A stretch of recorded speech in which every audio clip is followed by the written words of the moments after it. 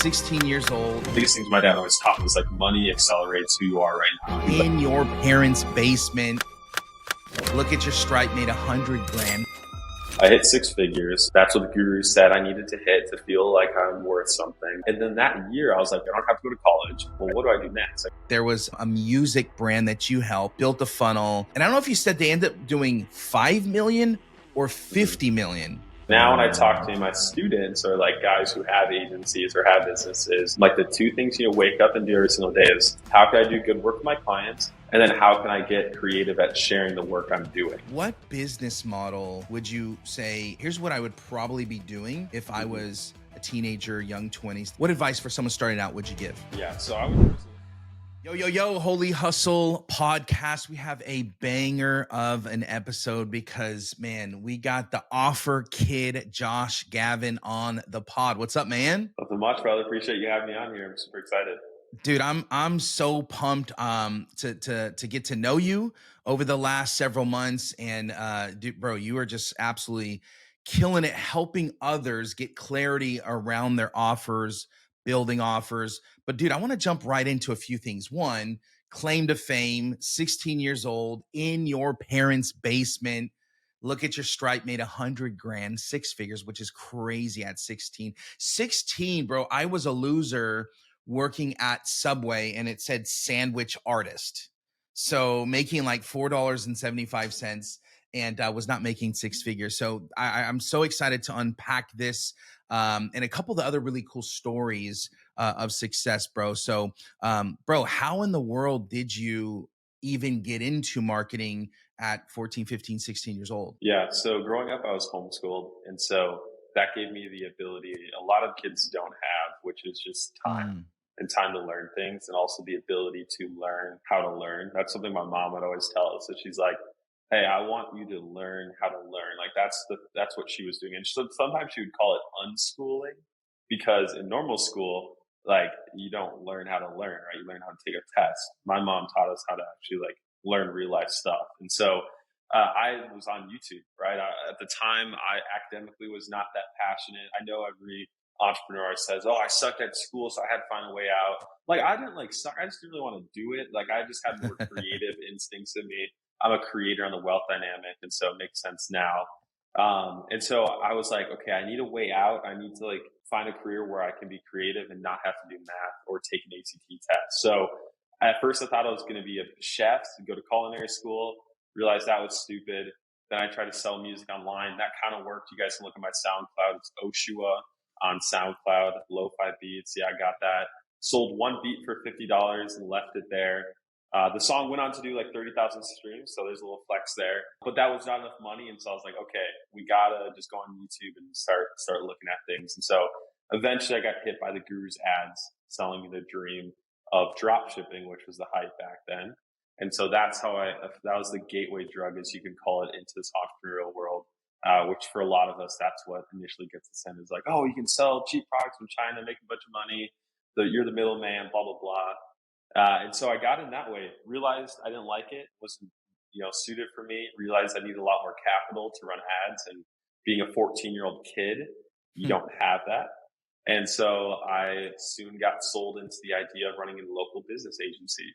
And so shout out Ty Lopez and Iman Ghazi. They got me into that whole world. And so that's where I made that money by 16, was running a local business agency, serving party rental businesses, local realtors, and then a bunch of random obscure niches that just fell on my plate. So that's how I got into it, and that's how I got to that point. Bro, that's pretty wild, man. Like, you're 21 now. You just got married recently, and really excited for you guys. One of the things I love, we were chatting right before this, one of the things I love most about you is a 21-year-old kid. If I was 21, bro, I was like backsliding at that time. If I was 21 making 6 figures, bro, I don't even know if I would have like been down the right path, married my wife, had my kids. I would have been messed up. So how does someone that's 21 built a 6-figure business before they're legally allowed to drink?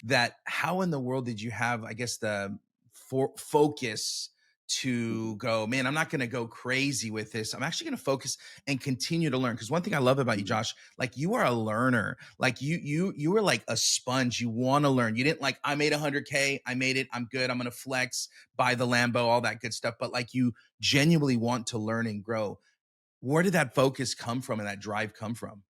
Yeah. So luckily, my dad, he's very entrepreneurial. So shout out Maurice if you're watching this. He always watches the Maurice. podcast. So Maurice, he's a goat. He was a former speaker on stage like David Allen, the So productivity guy. cool. He worked with Chet Holmes and Tony Robbins back in the day. Wow. So OG, like high ticket closer. Before that was even a thing, my dad was on the phone. I would hear him on Skype. I'd be in No his way. office. Yeah, bro. Like I No know way. the old school objections handling. Like before the Dream 100 was in a Russell Brunson book, like my dad was Yeah. hearing it directly from Chet Holmes. So I was in the world of it, of entrepreneurial stuff. I've seen him do it. I used to go to like his events and take notes randomly. No idea what was being said, but I was there still learning then. And so one of the biggest things my dad always taught me is like money accelerates who you are right now. He's like, if you're generous now, you make more, you'll be even more generous. But if you're greedy and you're spending your Mm. money, it's only going to accelerate it. And so luckily I had that in the back of my mind where I didn't really blow my money on crazy things other than like food. And then there's a period where I bought a bunch of shoes. Oh Um, yeah. so I went through that, but yeah, it was just like the constant reminder there. And then also at the back then, like after I made my first six figures, right? It was like kind of the big goal in the industry. All the gurus would be like, "That's like the pinnacle. You hit six figures. Oh my gosh! Now you can kind of like chiller." That was like the finishing point. And so I hit that, and then that year I was like, "Well, what do I do next? Like I don't have to go to college. I achieved that. I hit six figures, so I'm like, well, that's what the gurus said I needed to hit to feel like I'm worth something." And so I was just sitting there like, "What's the next step?" And so I started doing some like self development, I guess, or like Mm. mindset stuff. And I wrote down this note on my phone after really thinking about like, what do I want? And I actually Mm. shared this recently. I'll try to find it here. Yeah, it's right here. I was just looking at it today. But I wrote down this note where I said, I want to become the father and husband that unconditionally trusts in Jesus. And so I can spiritually, financially, and emotionally provide for my family. Mm. So I just wrote that down. It was weird. It's like kind of wrote down, okay, When I was want to that? finance. This was like back when I was 16, so like Holy 16, cow. 16 and a half. And so ever since then, that's kind of what I held on to is like, okay, I need to like be in line spiritually so I can like support my wife, my kids that way, Mm. emotionally, like emotionally mature. And then also financially, like those are like the three areas where I was like, those three things kind of all play together and are important. And so I just held on to that from that point on. And I, of course, wasn't perfect at it. I was still young. I made mistakes. I didn't know what taxes were. You know, I went through those fun issues, but like I still would hold on to that as my North Star. And so that's what really kept me in the game and kept me going. Yeah, that's powerful, man. I love talking to you because I you're closer to my daughter's ages. They're 15 and 13 than my age. And I was a punk at 16, bro. Like, yeah, I was not thinking about writing down all those things. And again, like you're making money, you're killing it, but you have your priorities. And I think even even people that have families, and you've probably know some of these guys or been around them, see them like their focus is really their business and they're like, Hmm. yeah, I'm fine. Hopefully I get the six figures. Hopefully I get the six figures. And then at the expense of their family. And so one thing, I think you have it right in front of you. And so I think if you think about that, say that out loud, be reminded of that thing.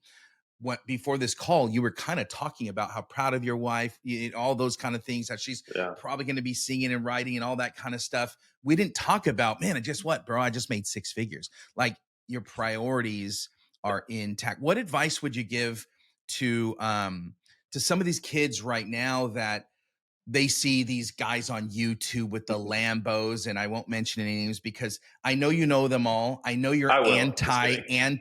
I know you will. That's what I'm saying. I I will. know you're so anti, and I don't know them like Yeah. probably you do, but like Uh, I started YouTubing, right? And yeah. it's guys like Surge and the Godsey guy and all these guys, and it's like the flex. It's kind of what Ty Lopez, hey, here in my car, and it's very Yeah. status driven. And so what advice would you give to Hmm. some young kid to go, hey man, you got to focus on these things as opposed to the flex? Like, where are you Yeah. at with gurus? Yeah. So one thing I want to I know say you love is this like, topic, by the way. I love it. Yeah, it's so fun. And I always say it's like I'm like I play both sides. Like I have so much respect for those guys. Like I look at what they do, and a lot of like where I'm at today is like I studied like how they were selling, not what they were selling. And So good. I really paid attention to, like where they're moving and how they were doing change work. Like I admired it. Like I studied it. Like I was like I respect these guys like geniuses. Like Iman Gadzhi, like he was the first course I got into right for Mhm. SMMA, and he really helped me. And like but I'd studied like how he moved, how he acted as a person, how he was confident so young. And then later, like he interviewed me on his channel, and then I got to interview him in the basement. Wi-Fi was cutting out, and he's probably like, "What is this kid doing?" So like, so much respect for those guys. Like I know them. A lot of those gurus, they pay me to do their funnels and their offers. So like, I respect them. Like I've seen the behind the scenes of their businesses. They pay their And so, bills. yeah, yeah, bro. Like, hey, shout out them. You know, I make them money to make me money. But what I don't like, or what not that Mm. I don't like, but what people don't see, and these young kids, young guys that like I know personally in real life and how they're being affected, is like these guys put them into a heavy like worthless state, which is like a marketing tactic, right? Shout out Alan how you say that last time? Shout out Alan from Nothing Yeah. Held Back. He talks about that how like people that age, especially young men, they're heavily in the worthless state and like worried about their self-worth and who they're going to be, right? They're already thinking about their Mm. career and their college, just very classic thoughts for young men. And so I more so tackle it from like a spiritual issue where I'm like, well, come on, like that's obviously the enemy. That's obviously a lie from the enemy, that he's trying to get into these young guys' minds and make them feel worthless. Like, are you kidding me? That's just like, forget yes, it's a marketing thing and you can use that to do change work. But I'm like, okay, there's deeper things happening here where now, like I've got young guys who think they need like, talk like they need a certain kind of car or a watch to like get the girl. And like, guys, like, sure, go get the money, like make a bunch of money. Like, trust me, like it's awesome. Like I had some guys over yesterday, these like two young boys, not young boys, like high school, Yeah. college age guys. And I'm like showing Because them you're the an intern, apartment. you're a youth pastor Yeah, involved with like the youth. I Yep. know these guys. Like they saw me, grew up with them. And I'm showing them the apartment, and it's like I live in we're very blessed to have a nice apartment for Minnesota standards, here. Yeah. And they're like, "Oh my gosh, this is so cool!" And like I'm telling them, like, guys, like you can, have nice things and still be a Christian. You can help people and make money and still be a Mm. Christian, like and not sin. Like you don't have to live a sinful life to make money and to do good in the world. So yeah, it's just sad to see these guys with these lies they have that they need to like make money to feel worthy. And so I kind of focus on tackling like the core issue of like self worth. And it sounds cheesy, and you hear it all the time at church, but like knowing your identity in Christ, like who does Christ say you are? But the more I get older, the more I realize how important that is. Because Mm. when you realize who Jesus says you are and you let Him tell you who you are, like how can you doubt that? You'll never doubt it. Like I know who God says I am. And because of that, I don't have any self worth issues when I go run my business. I don't have like fear. So again, respect the gurus, love them. They're smart. But when it starts to affect these young guys and like self worth issues, that's when I'm like, okay, it's time to stop watching that and to start reading your Bible and to start asking God who you are. So that's how I look at the guru game. But again, lots of respect. They're crushing it. They've changed lives. They've helped me get into this. But as a spiritual issue, I just look at things different being a Christian. Now, do you like, what is your approach to that? I want Yeah. to eventually leverage, because here's the thing. I had a gentleman on recently, pretty big industry. Alan's called them out. I'm not going to name names, I but know it is. but I they're think I've going called him out once. you have, bro. But Yeah. here's the thing, like they're going through FTC stuff and Yeah. they're Right, still man. like, I invented this, I'm this, and like it's just such a weird flex, that the Yeah. gurus kind of have to continue to tell a story Yeah. that is false. And part of the holy hustle, man, that I've created, this is a place for character, integrity, Mm. and sharing stories of people that are struggling and had a great story, and then people like you, man, like just crushing it with integrity, with character, honoring God in all that you do. And so, man, I fascinating with fascinated with your anti-guru, they're paying me money to build their, like, I just love, Hey, just to I, be clear, like I don't sell, like I only work with gurus who have good products, but it's funny, yes, like the gurus, like there's good ones out there, but they still all get thrown in one bucket. There's bad gurus, yeah, good gurus. They're all just gurus to the everyday yeah. person. But yeah, we still work One, with the good ones.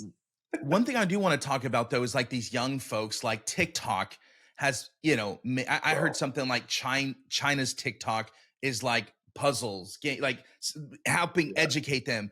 Our algorithms based on like, terrible stuff and yeah, bros and cars and weird stuff. And so it's almost like that Andrew Tate, culture, yeah. top G. My bro, someone told me, "Are you top G?" I'm like, I don't even know what that is. I finally found out Andrew Tate. My question to you is, how do you define the line of being absolute? Because you're part of NHB now, you're fast Yeah. forward with Alan, and there's a level of confidence and swagger and power that you need to possess as an authority. But how do you still do that to attract people while maintaining Mhm. Christ-like humility? Yeah.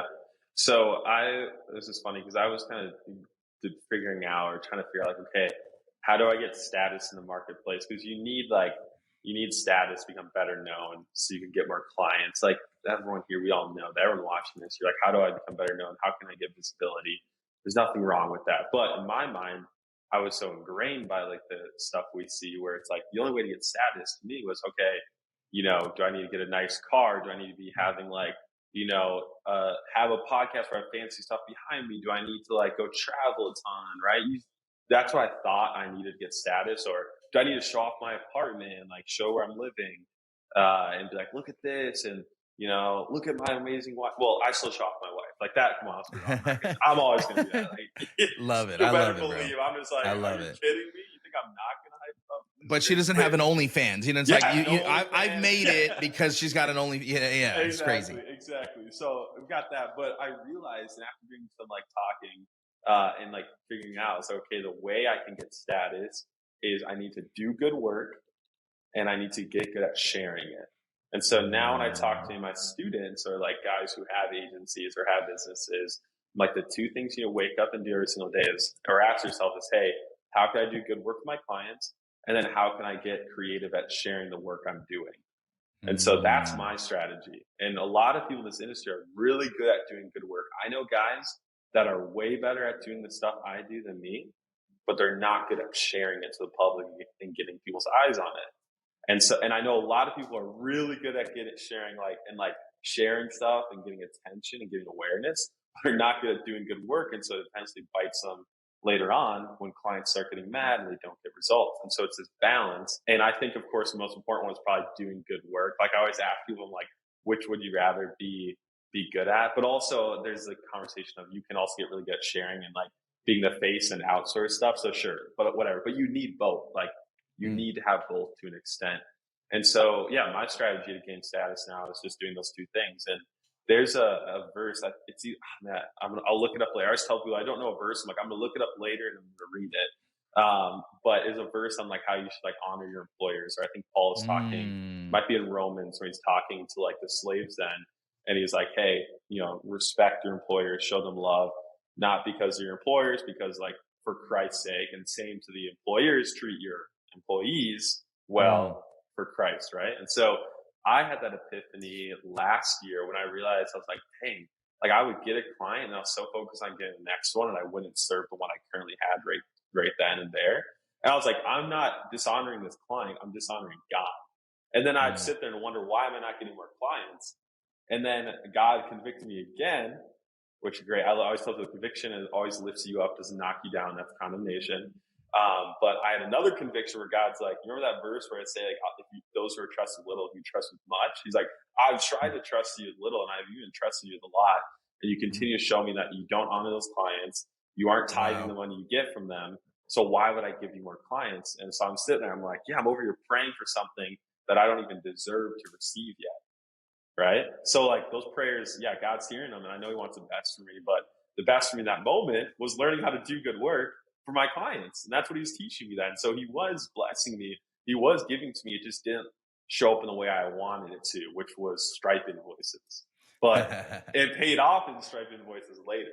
once I got it. And so that's how I get status. That's how I teach people to do it. Just, hey, do good work, get good at sharing it.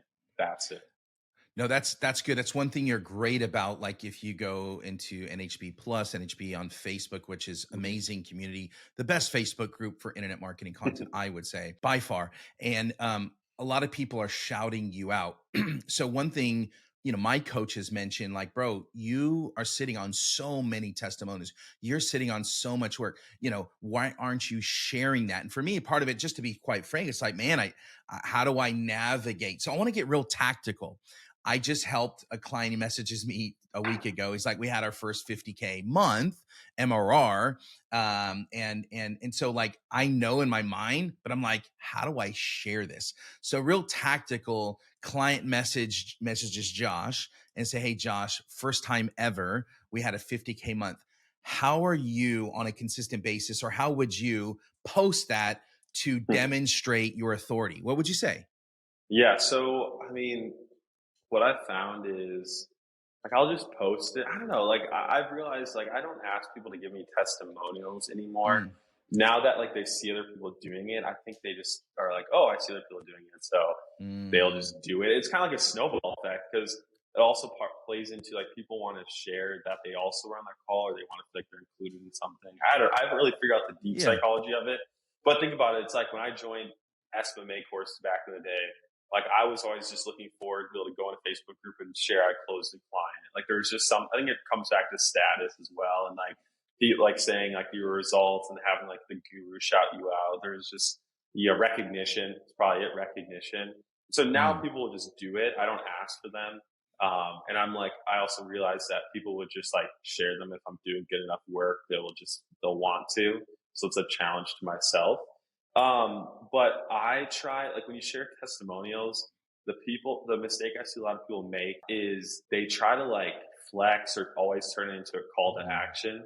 Like if you go to your email Mm. right now and you look at like all the gurus and what they're sending you, it's like a case study, and there's always that they always ask you for money at the end of it.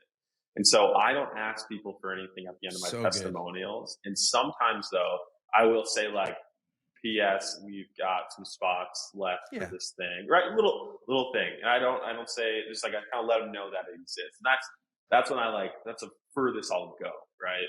But a Yeah. lot of them I won't have anything like that, and so like I believe that like if you have a good enough product or service, it'll sell itself. And so one way to test that is, hey, if you share a testimonial, like will it get people to reach out to you?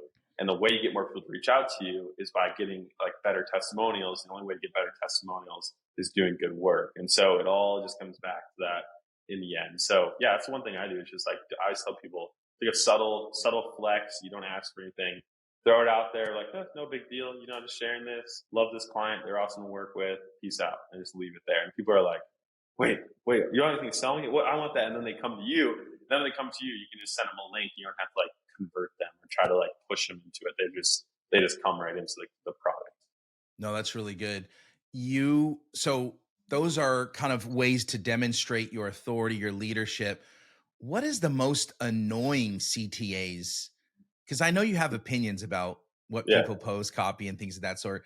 What is like the worst, most annoying thing you're seeing the gurus and wannabe gurus posting right now on Mhm. their feeds? What just annoys you? I So see what okay, like yeah, you already know. it's not call to actions. It's just a style of content, and it's the whole like real short form, like the whole Alex Mosey stuff. Again, respect Alex Mosey, Yeah. absolute genius, awesome, like great. But I'm like, I've yet to hear somebody when I talk to people in like inner circles or like people are actually making money or doing things and like helping their clients. They're not talking about how much money their like short form content has made them or like how it's changed people's lives. Bro, like there's no way. Like it's just feeding into like the algorithm and just super annoying and it doesn't help. They spend all this time hiring people to do it. They film all this like okay, like short, like I know you're gonna make shorts out of this. Great. But the real change is when people come here and watch this full thing, they see the full episode, that's where the Yep. conversion is gonna happen. There's people who don't have any long form content at all and it's just short form shorts. And I'm like, guys, like this worked COVID time, like back then maybe. Mm. Like you're not gonna get true conversions from that. And sure, sometimes you can build up some status, but it's just I don't see the long term value in it. It's fading out. Everyone's doing it. AI can make it super easy now too. So in terms of like, yeah, people trying to like, I was talking to a guy at a consulting call. He's like, okay, I got this strategy. I'm gonna like sit down, do 8 hours of videos, then we're gonna clip them all up. It's gonna be 500 shorts. That'll last us this many months. Like, what do you think? And I'm just like, bro, like to be honest, I think that's like a terrible idea. I was like, the content's gonna be like half-assed. Sorry to swear. Yeah. It'll be terrible. It's gonna be like you're gonna keep rushing it out. By the end of the 8 hours, you'll be so tired. It's gonna show in your content. You're just gonna have basic stuff. It's not gonna go deep enough. It's not gonna help anybody. It's not doing good work.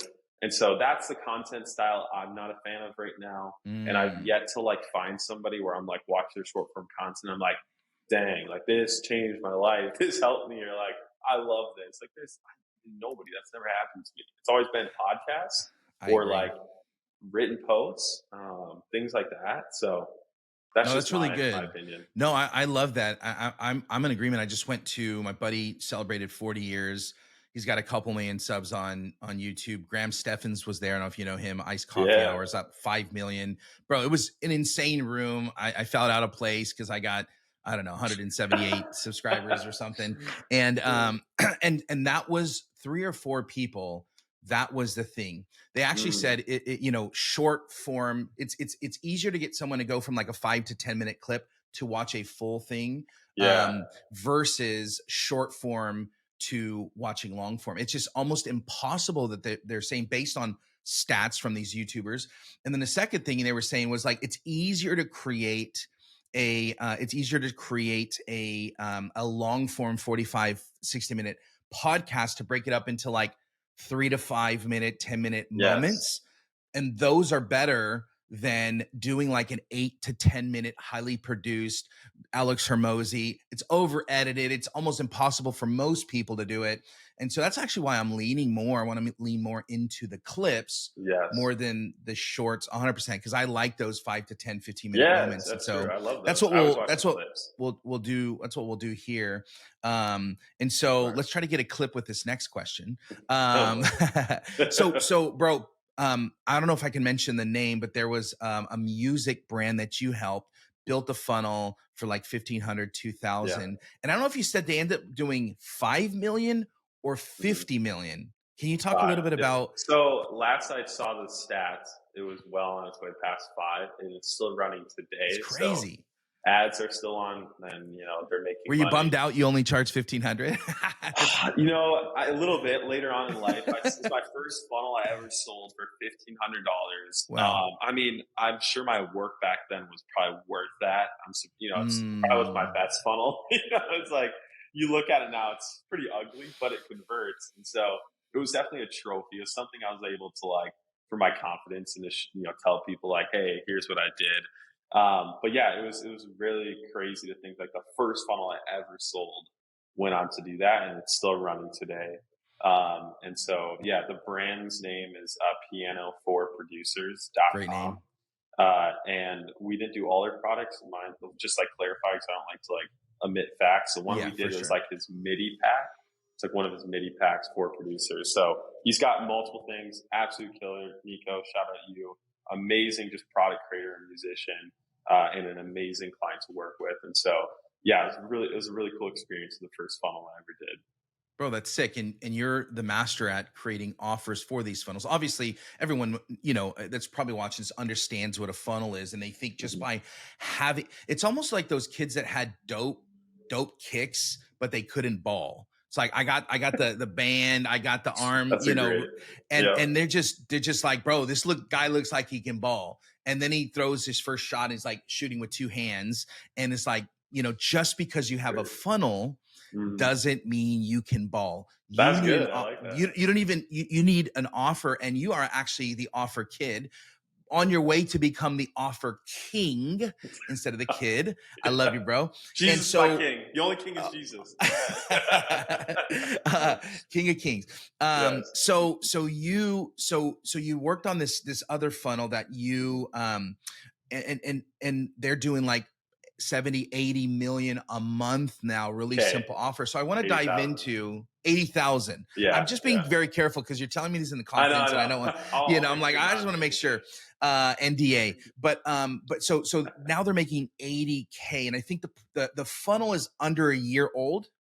Like 4 months old, I think, four Yeah, or 4 months old, which 5 months. is which is Yeah, crazy. And so and I've actually hired Josh myself to help me with some stuff. And his school and kind of his training under Alan is really the low ticket funnel, ascending people to higher ticket. It makes it easier. So can you talk a little bit about the way you design funnels, like this whole model, yeah. and what made this one so special? Like, why did this one click? Yeah, so just saying, talk about the idea of like low ticket, and why leaning into that and why all our offers are in low ticket. It's something I wish I would have realized sooner, because a lot of the initial funnels I built, like all my funnels that went on to do the most money, was like a low ticket ascension funnel. Like the piano for producers was a $27 front end product with upsells. I did one for a marriage coach, like a guy who works with men on like restoring their marriage. It was like $100 front end. So that was technically low ticket. That one did really well. And so like I've been doing these for a long time. It's only until recently did I fully lean into it. And I finally like looked around. I was like, oh my gosh, like I need to just do this because I get it. And I see the math behind it, why it works. And so these have been working forever. Now looking at the market today, as you know, our market in like internet marketing or any kind of online business, it moves fast. Like the cycles are so quick. And so one of the cycles we're going through right now is we're cycling out of the whole high ticket, charge a ton, charge more, charge more, charge more, until like, we're cycling out of that. That was the hype. Like it started back when I think Sam Ovens was, doing like webinars and doing consulting. That was when it really started getting big. I remember that time period. And then everyone, started fast following or copying him. And then everyone was like, charge more. And it made sense. Like at the time, you think about it, high ticket, it's super attractive. It's like, oh, less customers, more money, easier funnel. Great. Let's just do that. But then when everyone does that, then people get aware that, oh my gosh, a strategy session isn't actually a strategy session, it's a sales call. We all know that now. And so when the whole market and multiple markets start getting that, when there's resistance, it's a lot harder to make the math work. And so that's something that, I had to realize. And I was like, okay, this is making sense. And like I said, I'm in a lot of these like bigger companies and gurus businesses. So I see the numbers, like I see their Stripe accounts. I see all the stats. There was no hiding. Like there's no facts they can admit because I'm seeing it all. So I'm sitting here and I'm seeing their numbers. I see that their high ticket funnels aren't profitable. I see that, the sales calls, closing rates going down. I see that their customers aren't as happy. And I'm like, okay, something's up here. And that's when they started to look at and be like, we need some sort of like self-liquidating offer. And so I was like, okay, I could build these for you. And so that's how I got into it. It was just like, I had existing clients doing high ticket and the math just didn't make sense anymore. And what's funny is like the people who teach high ticket or like teach that model, they're using low ticket funnels to sell that model. Like, bro, like that's why I say, look at how they're selling, not what they're selling. And so it's funny. It's like it's very interesting. And so I saw that and so I leaned fully into it. I was like, okay, the math doesn't make sense anymore. The market's shifting. We have to go fully into it. And so that's why I leaned into low ticket. And the thing is, like, we still sell high ticket. It's just on the back end. Like I have an offer right now. The front end $17, the back end 7,800. And 1 to 3% of the front end buyers convert into a $7,800 customer within 30 days. So like if they come in like, November 1st, like we project by the last week of November, they should convert into our high ticket. And so the cool part though is we're not out on cash. Like that when we get them at the 17th November 1st, we're at break even or slightly at a loss. Whereas if we were running like any kind of offer, like a VSL funnel, webinar funnel, we would be at a loss for the whole 30 days. And now you have the cash flow management issue and all these things break. And so, yeah, we still sell high ticket. And we also do like recurring on the back end, which is that offer you're talking about, which, in the last 4 or 5 months, we launched in June. So I think that's 5 months. You guys can fact check that. But within just that amount of time, it's currently at $80,000 a month. And again, the front end is at a slight loss. But the back end's so profitable and like the total funnel overall is great. So you don't really need to touch anything. And so that's the power of low ticket funnels in this day and era. And like I said, like all the big names are moving to it. It's just, it's not because they like want to, or like it definitely hurts their ego. It's like they have to. If they want to sustain their business, they have to. And I like it. It's just a way easier funnel. Like the ascension process is way easier. Your customers are way happier because they have a relationship with you. It's an overall win. And so, yeah, there's nothing new or unique about it. It's been around for a while. I've been making clients money with them forever now. It feels like it's just like now more than ever they're needed. Yeah, and it's low ticket, and so they, I've heard people say, I don't know the actual where the stat came from, but it's easier to get someone to go from $1 to $1,000 versus someone to go from 0 to $1, right? Yes. So it's Yes. the getting buyer leads, building the Yep. biggest buyer list as opposed to a bunch of freebie kind of tire kickers. So Yeah. you someone buys the $27, and then maybe some upsells and hopefully to try to break even in 30 days. Is it driving people to a phone? Is it all done through email, DMs? Like, what's that sales process for the Yeah. most part to get to the 7,800? Yeah. So for that one specifically, we are pushing them to a phone call. Cool. And so we will do like a orientation call for the Yeah. low tier product where it's like, come in, do an orientation call. Love Some that. clients, if their closers are like, I call them like fat hens or whatever, where they just want like the low hanging fruit. They don't want to like go out like actually like do change work. Then we will like make sure on the sales page it's like an application funnel and they know there's like another thing. But the real secret that I found, and this is what we're leaning into fully, because what I realized is with this whole low ticket hype and the market's starting to wake up to it, by the end of next year, it'll be so common and it's going to be like the big buzzword. But what I project, and I thought about this a year ago, is everyone's going to be doing low ticket. But what that means is like consumers are going to know, like, yeah, he's selling it for $27 on the front end, but I've been through these funnels before. There's upsells. Like, what are you hiding from me? That's always going to be the doubt. Is like, are you only giving me half of it, and I got to pay you more to get everything? Like, watch under all the ads, everyone's going to be like, what? They're already starting. It's like, what's the upsell? Do you have high ticket on the back end? Blah, blah. It's already starting. And so what I realized, like the real secret is going to be in the real strategy is actually going to be hiding the sales process within the product and actually giving a really good product on the front end that gets some results and develops a relationship and naturally sends them to your back end. And also it's going to force people to create a back end that's actually valuable and differentiates itself from the front end. Because right now, a lot of people are like, I'm like, yeah, what's your back end? They're like, group coaching. You get 2 calls a week, and there's a group, and then you can ask me questions. I'm like, bro, what, okay, what's happening? Like, there's no reason for someone to pay for that. Like, they need support. I'm like, no, you're just saying that because you got sold into a high tier program where that's all they gave you. So you think your customers are going to want that. So yeah, the name of the game is going to be like the actual sales process happening just through the product and relationship building, and then actually having a back end offer that makes sense. So that's kind of the name of the game long term for people who want to get ahead of the curve. You heard it first. This was a prophetic internet marketing word from. Thank you, Lord. So one thing that I know Ellen teaches is like there's like a book that's like a $360. I've seen $5 or whatever, and then there's like the $27 mini course. And so for your offers, and I know you have it with your organic group method, I think that's organicgroupmethod.com. You can kind of see the funnel, learn. It's $27. So for someone going, hey, I got a book, I got a mini course. Do you find what case do I use a book? What case do I use which one works better? Or let's say someone's starting from scratch and like, which one should I create right now, Josh? Yeah, I mean, the real strategy behind that is looking at your market, like what are they actually going to consume? Because like if people don't consume your product, then they won't ever like get results and they won't get to know you, and there's no relationship being built there. So if it's a younger demographic, like 18 to 30-ish, I will do a course, and then 30 plus, you can get away with like a written form, like a book or something. And then if you really want to if the market's in what you would say like the accountability stage where they've been sold so many different things, I'll do like templates or SOPs. So instead of telling like how-to information, you're essentially selling the done with you on the front end. And then it's like, hey, get all our templates.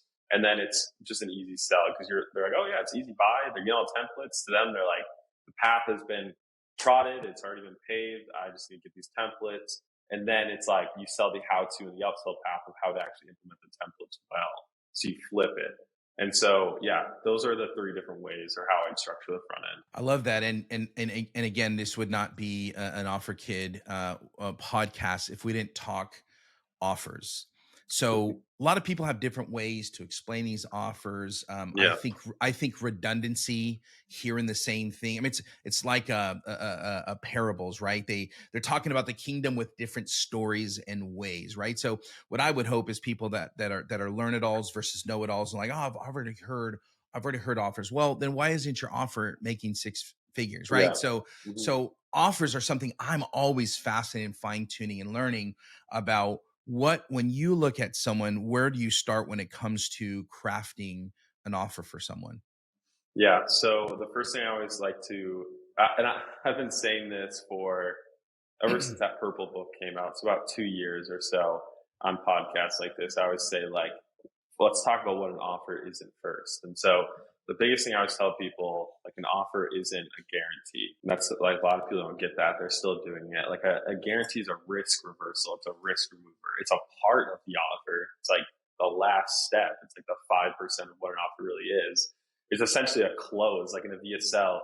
If you're building a VSL, there's something at the end you call the close, and that's one of the closes, which is, hey, we got this guarantee. It's like such a small part of the actual full VSL or an offer. So like an offer is not a guarantee.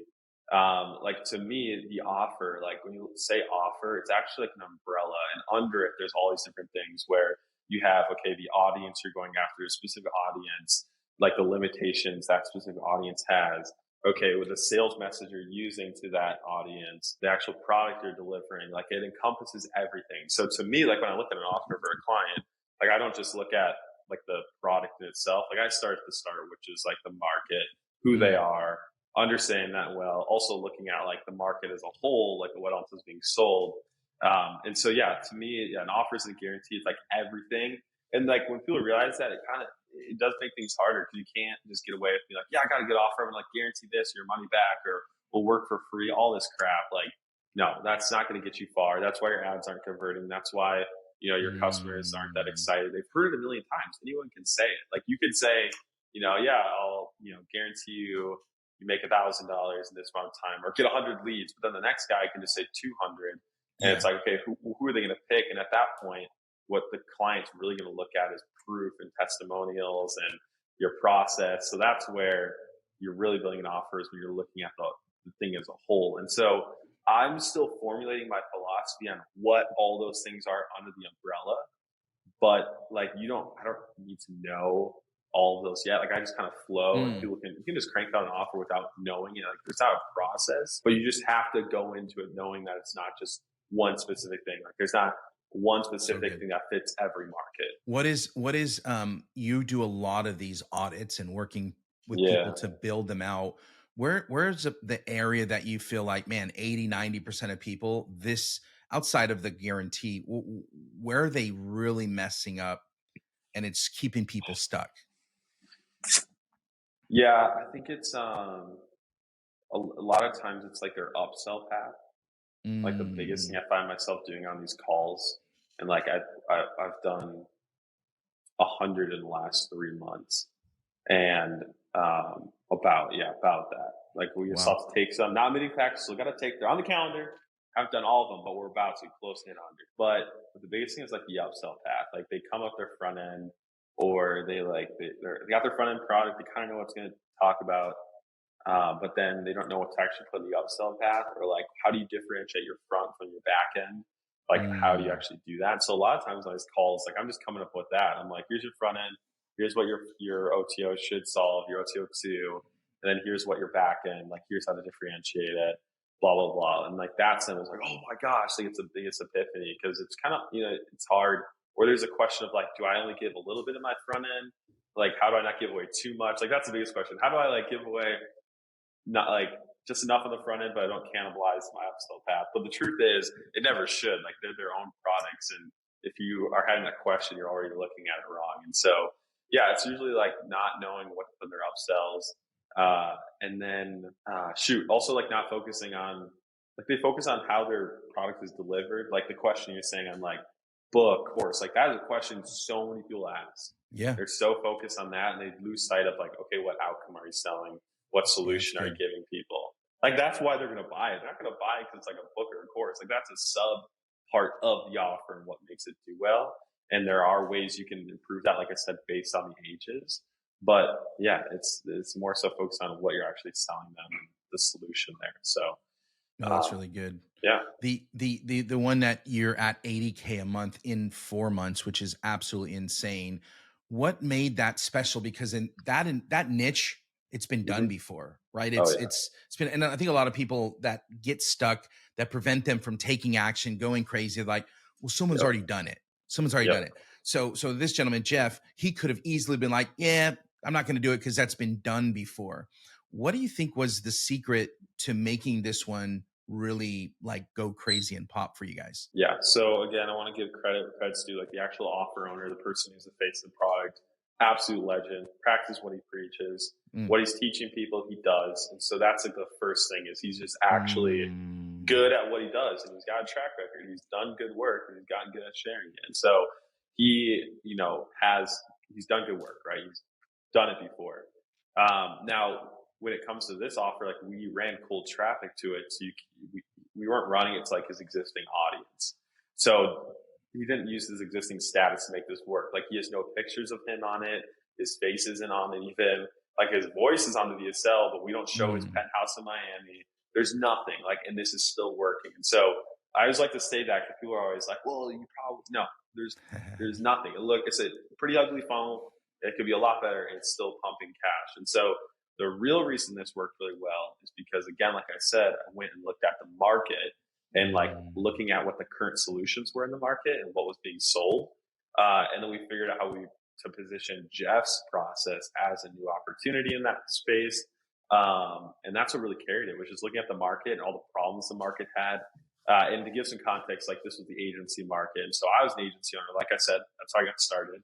And so I knew that the agency market was dealing with like a lack of energy to like fulfill their clients' work, to go and get clients, to deal with retention issues. Like there just wasn't enough time, didn't have the energy. And all these kids had gotten sold on this lavish dream that's going to be so amazing. And then they get into the agency and realize it's a people management business. And so Jeff's Mm. process though removes all of that, where it's not a people Wow. management business anymore. It's just a process. It's a product business.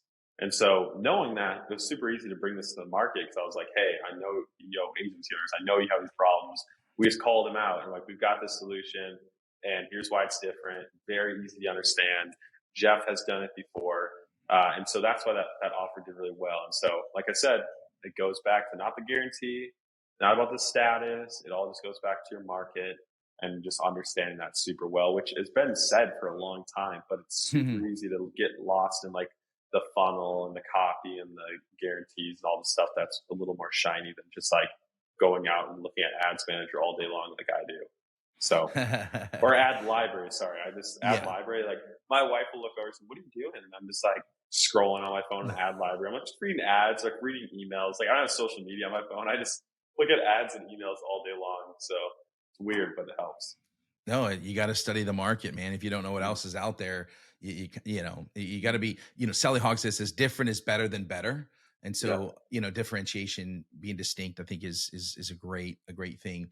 What are you, man, like, and all that you're doing these last, if you can kind of reflect for a second, like hmm what makes you proud of what you've been able to do over the last 5 years? Man, I think the biggest thing is I mean, there's a couple things I'm proud.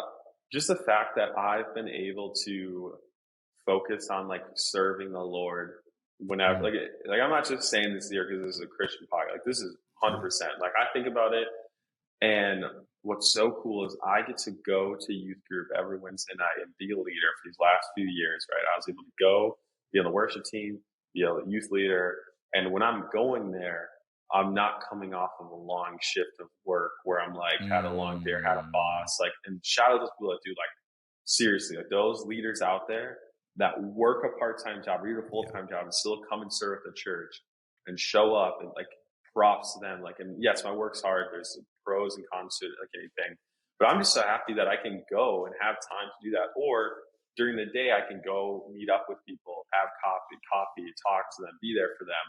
Right. I mean, of course, there's the thing of like tithing, being able to participate in that. Like our church, River Valley, is huge heart for missions. And so Mm, being able to be a part of that and being active in that is amazing. But yeah, it's just the ability to like freely go and serve God whenever, wherever, without the constraints of like work or like what's tying me down there. Like I can the laptop lifestyle for me is more so just like the ministry lifestyle where like when I was 18, I got to go serve at this camp. hmm. And I was able to just like pick up things, go down there and like work during it or like have my phone. And I was just like hanging out at a youth camp running rec, and it was the best thing ever. And I didn't have to like, oh no, I got to take time off, or I didn't have to like ask to get paid from the church or anything. It was like, let's just serve, let's just volunteer. And so that's what I'm really happy about, because that's like the goal. Like that's what I always tell people. I started this Mm. business so I can be that father and husband, but also so I can freely serve the Lord whenever, wherever, without that constraint of finances or time. I love that. And before we hit record, one thing you said, you love the business. There's the ups and downs, but the thing you get most excited about waking up is the Yeah, intern work you're doing. Like you're not even getting paid yeah, to have those kids over your house and yeah, pouring into them. You said you want to be with them all day and have coffee with them, but you don't drink coffee or something like that. yeah. And that's just very, very amazing, at as a 21-year-old man. That is Mhm, incredible, and I commend you for that. Before our last couple questions, where mhm, can people, man, like, hey, bro, I want you to look at my offers. What's the best place for mhm. folks to connect with you if they want to seek you out, learn from you, follow what you're doing? Yeah, so if you want to see the good work that I try to do my best at, you can go to my Facebook profile. Just look up Josh Gavin. Keep scrolling, you'll see a lot there. And then the second way, if you'd like to book a call, and it's not a free call, not a free strategy session, there's an order form on there. It's offer.consulting, and that's where you can find my link if you need me to review your offer. So that's all I've got for you guys. That's awesome. Nothing free to sell. What is it, Hormozy? He doesn't say that no more. I got nothing. Yeah. Yeah, or No, I nothing to got sell you. something to tell you. Hey, yeah, I got to that. I I mean, got I, it. I Pay wonder up. if someone says that on a video. Like, I actually want to sell you something. Yeah, I really want to get your We'll money. we'll put all those. We'll put all that in the show notes. Yeah. What for these young kids Mhm. that are coming over that you're pouring into, kids that age that are going, man, Mhm. I just don't know where to start. Yeah. 2024 is coming. What business model would you say, hey, here's what I would probably be doing if I Mhm. was a teenager, young 20s? This is the model that I would be doing. What advice for someone starting out would you give? Yeah. So I would first look at like the personalities, like if they were Mm, just depending on where they're at. Like there's a couple different routes that people can take. I've got some like honestly for guys who are maybe more introverted or more mm, hands-on, like to be outside even. I'm like, dude, you need to go work a part-time job. You're going to save up. You're going to go buy a photo rental, like a photo booth that you can bring and rent out to people. Or you're going to buy a jumpy house, or you're going to buy chairs used, and you're going to go rent them out. You're going to get your Google, your business set up. You're going to do organic traffic, and you're going to do that. Because I've got guys, and I know guys that are making like 5,000 a month, like yeah. renting out basic stuff like that. So like, boom, not even an online business model, but you can use online Yeah. tactics and it'll relate over. Other guys who maybe are like more outgoing, want to talk, be more creative. I'm like, yeah, figure out how you could sell an online service to somebody, like to a local business. I got a student and a friend who works and does agency stuff, and he just followed my model of doing good work and sharing it. And Mm, well, all these other agency owners are in these other courses are doing cold email and like doing all this stuff. He just had a Facebook profile. He would join groups, he would add friends, and then he would share his good results. And people come to him. Like he's never had to do a single cold DM. He's never had to do that. Like they just come to him, and he's like in college, and he's making 3 to 5 thousand a month, never having to awesome. struggle like I did when I first started doing that kind of cold outreach. So it's very possible. There's so many different routes that you can take in terms of business models, and yeah, there's like endless ideas that if I sat down with somebody, we could pull out and be like, yeah, dude, you can make money with that. Just do you want to? Will you enjoy that? Does that fit with what you want and like? And so that's kind of where I start with them. So Yeah, that's what I I would say. love that it was focused based on who they are. Yeah, They're yeah, who God made them unique to be. Like, go do that. You didn't say, yeah, start an SMMA business. I think most people would say that. Like, hey, find out yeah, what you're passionate about, what your giftings are. You're more like this, do this. If you're more like this, try this. So, yep, and I love it. You're like, yeah, you can make six figures. Yeah, hey, 3 to 5K as like bro. 16, 17, 18. Dang, That is like a are you game kidding me? changer. That's a game changer. Bro, Pay that's off, crazy. pay off Like your car, you're pay off your vibing. car by the time you get married. You know what I Yeah. mean? Like there's so much that you could do. Okay, man. What is your Crazy. definition of the holy hustle? Mhm. Anything that allows you to fulfill the Great Commission, something that Mm, has been like so exciting to me. And every time I'm at youth group with the kids, it always ends with pointing back to the cross and then the Great Commission. Like that's like all everything. I don't care if it's Leviticus or whatever. It's pointing to the cross, and then we're ending it with Great Commission. Like, what are you going to do with this faith you have? And so mm, now in all my areas of business, I'm focused on how can I use this to share the gospel and make disciples. Heavily on the make disciples. Because I think, mm. church, we've gotten good at sharing the gospel. People know about Jesus, right? It's the most popular religion. It's a relationship. It's a relationship, not religion. But, it's the most popular faith out there, like Yes. in the world, one of the most. And so we've done a good job at sharing it, but where we're churches, at least churches I'm in or involved with, like where we're focusing now is the discipleship part, like actually doing life with people. And so that's something like discipleship for me is like standing shoulder to shoulder with people So and good. going through life with them, being there with them. And then as they're going through stuff or learning stuff, it's sharing the word of God back to them, just like, pointing back to the scripture there. So like, yeah, in my business, like I got to share just some dude from the Facebook group reached out to me and was sharing how he went through like, divorce, all these things going Mm, on, stopped making that much money. And like, he was angry with God. And I'm like, bro, like, mm. when have you stopped to just like ask God, like what he wants to tell you about the situation, like how he wants to turn for good, just like little things like that. And like Yeah. this dude shouted him, like he was back in church that following Sunday. I sent him a book called Living Fearless, which I love. Mm. And like, and he's just from like a business group. Like I could have tried to sell him on like, oh, you're not making enough money. Let me coach you, right? No, it's like, bro, like Jesus, like you want to know my real secret and Uh-huh. how I'm successful? Like, bro, I'm like born and raised Christian, and that's what's kept me going. And so, yeah, my definition of holy hustle is anything that allows me to fulfill the Great Commission and point to the cross. Come on, man. It's heavenly, eternal impact Yeah. versus Yep. like, let me just make a quick buck off of you. Well, bro, you are a fine young man and you are going to be the offer king. Love you, bro. Appreciate you. Super grateful for your time. We'll link up all your details in the show notes so folks can connect. Thanks again, Josh. No problem. Praise God.